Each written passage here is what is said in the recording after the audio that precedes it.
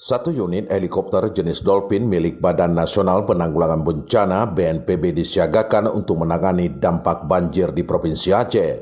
Armada dari udara itu dilengkapi dengan sarana prasarana protokol kesehatan COVID-19.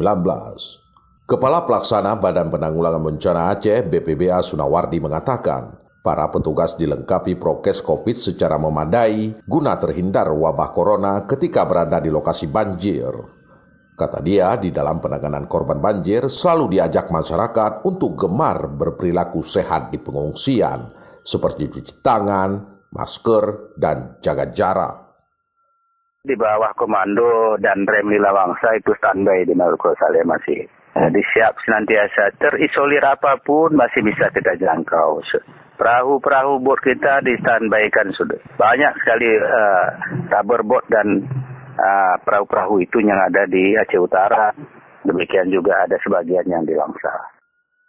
Berdasarkan pantauan di lokasi, bencana alam banjir yang menerjang 4 wilayah Aceh sudah berangsur-angsur surut, meliputi Kota Lausmawe, Langsa, Kabupaten Aceh Utara, dan Aceh Timur.